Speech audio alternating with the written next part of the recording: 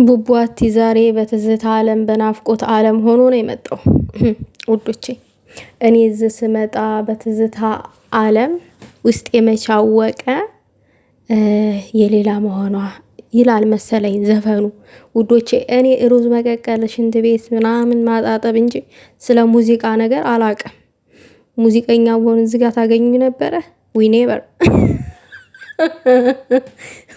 ያው ብሩኬ የዘፈነውን ዘፈን ገጣጥሜ ምናምን ነገር ይኸው አስደምኳችሁ። ነገር ግን ደግሞ ቅኔውን በጥቂቱ ስለተረዳሁትኝ ብሩኬ ማለት ነው ምን ሆነ ነው ምን አስበ ነው ውስጥ የመቻወቀ የሌላ መሆኗን ትላለክ እንዴ?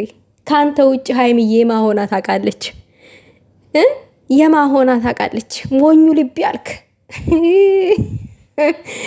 ፍቅር ልብ በፍቅር ሞኝ ሲሆን አይተናናቅም። ምክንያቱም ያፈቀረ ሞኝ አይደለም ብልህ ነው። ለፍቅር መኖር ብልህነት እንጂ ሞኝነት አይደለም። ብልህ ሰዎች ናቸው ፍቅርን አፍቅረው የሚኖሩት፣ ሞኞች አይደሉም። እና ሞኝም ማፍቀር አያቅትም አይችልም እያልኩኝ አይደለም። ነገር ግን ደግሞ አንተ እንደ ሞኞች ነው አክት እያደረክ ያለው ምናምን ነገር እንደዛ ነገር ሞኙ ልቤ ምናምን ነገር እና ቻለው ቅማምዬ ናፈቀችክ አይደለ? በፍቅር ረመጥ ሰዓት ምናምን ልብ ተንገበገባ ቡቡአቲ ማለት ነው። እናስታርቃለን እኮ እኛ እናስታርቃለን፣ እናሽቃብጣለን ምናምን ነገር ፋክቱን እናወራለን።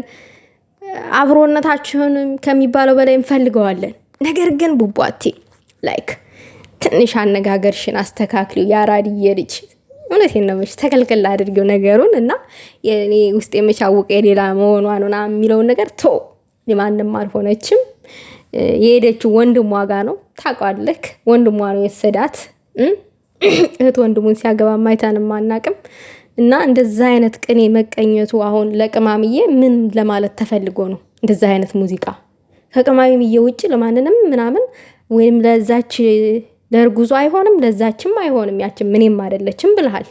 ስለዚህ የምትጋብዘው ሙዚቃ የናፍቆት መሆን አለበት፣ የአብሮነት ማለት ነው።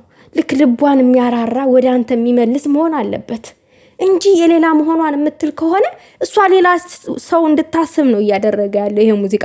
እኔ የሌላ ሳልሆነ የሌላ ናት ካለኝ ይሄ ሰው በቃ እኔ የሌላ ሆኜ ራሴን ማሳየት አለብኝ ብላ ልቧን ታናሳሳለች ማለት ነው ለፍቅር።